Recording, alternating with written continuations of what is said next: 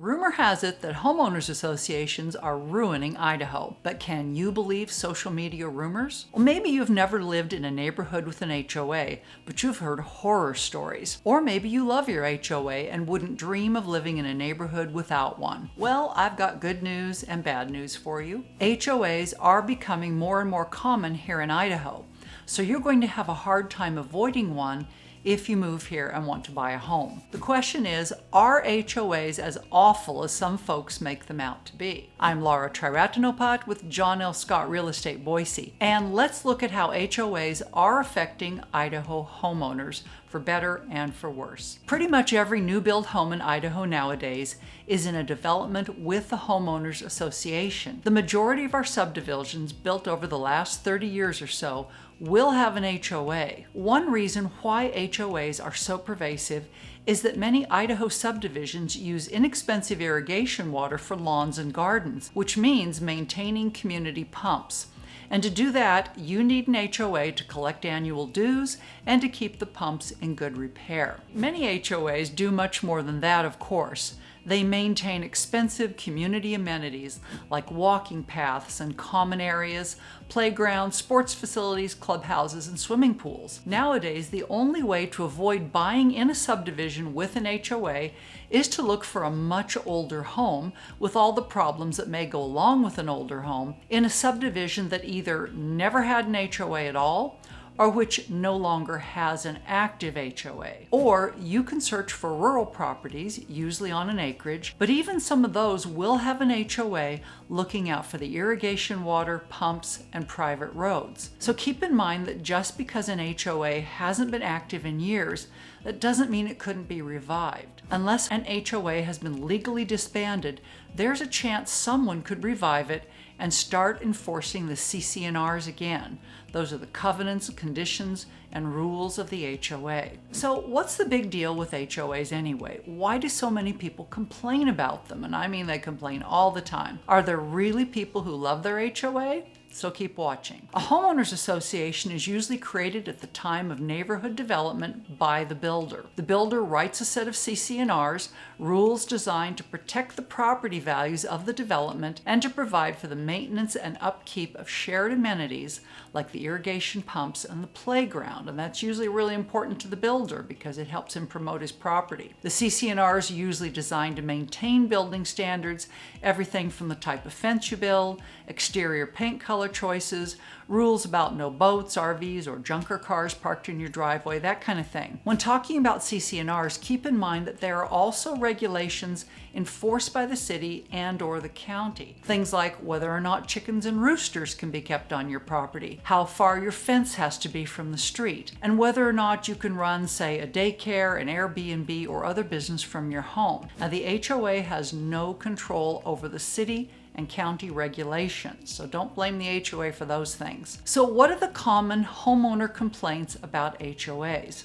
Well, annual dues are probably at the top of the list. When you buy your home, you are going to know exactly how much your annual HOA dues will be at the time of purchase. It's going to be in the contract. If you don't know that info, you better have a long talk with your realtor. This is the kind of information your agent and or the listing agent should be providing for you. So make them do their work and give you that info. By the way, if this is helpful info, please give this video a like, or better yet, subscribe to my channel. So most CCRs will allow the HOA to increase dues by a certain percentage every year if needed for increased expenses. Just this year in Idaho's Treasure Valley, we have seen a lot of HOAs increase their dues for one primary reason, and that's a huge increase in the cost of fertilizers and other chemicals used to maintain a neighborhood's common areas. CCRs will also allow the HOA board to charge a special assessment for a big one-time expense. That could be, for example, a complete refurbishment of the community swimming pool or an emergency replacement of the irrigation pumps. A good HOA board will build up and maintain an emergency expense fund,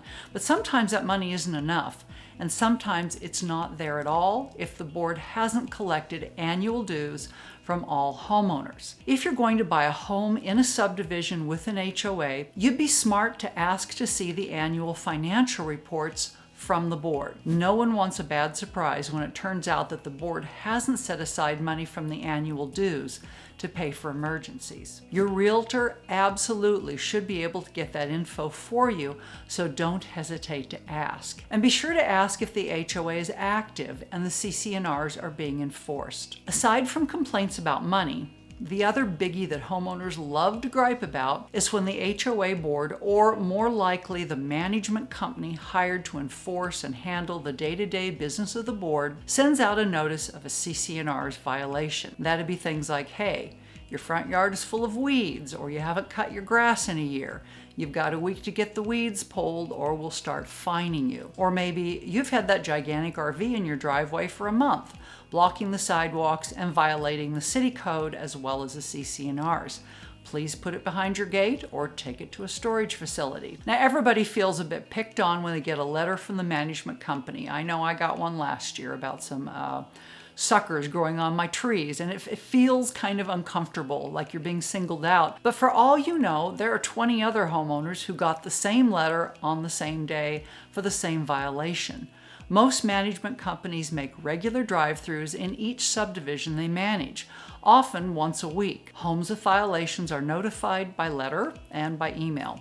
Persistent violators may be fined, and those who refuse to fix a problem or pay the fine may end up with a lien on their property. Liens don't happen very often, but when they do, it usually means a serious disagreement between the homeowner and the rest of the neighborhood. And a lien can affect your ability to sell your property. Sometimes the situation gets so bad that the courts even become involved. Homeowners also get annoyed when they find out they can't paint their home whatever color they want. The HOA's Architectural Control Committee, or ACC, often has final say on things like exterior paint colors, the size, placement, and design of a backyard storage shed or a kid's climbing frame, whether or not you can tear up all your grass, throw down a ton of gravel, and say, hey, I've just xeriscaped my yard.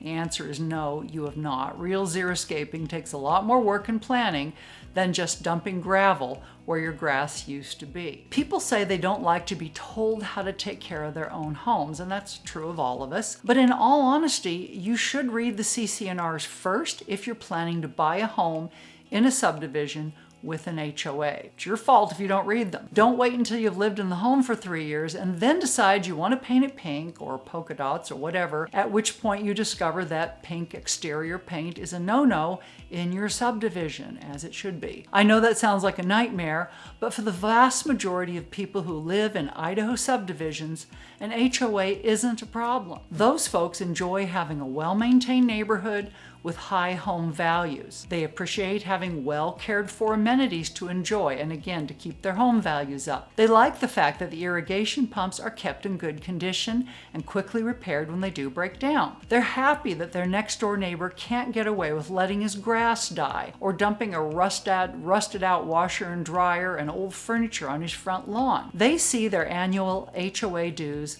as a small price to pay for a beautiful neighborhood and high home values. So what's the secret to living happily in a subdivision that has an HOA and CCRs? Well, first you need to read those CCRs before you commit to buying a home in that neighborhood. And I admit there are people who simply cannot live in a neighborhood with CCRs. Not the right property for them. These CCRs are public record. Your realtor should be able to get you a copy of the current CCRs for any subdivision you think you might buy a home in. Read them. Ask questions. If you think you can't live with those rules, it's not a good idea to buy in that neighborhood. You won't be happy there. Be sure to get a copy of the HOA's current financial statement and make sure that they're solvent. And once you do buy in a development with an HOA, get involved. Every neighborhood will have problems from time to time, whether there's an HOA or not. Get to know your neighbors, volunteer for a committee or a seat on the board, and become part of the solution. Thanks for watching, and happy house hunting.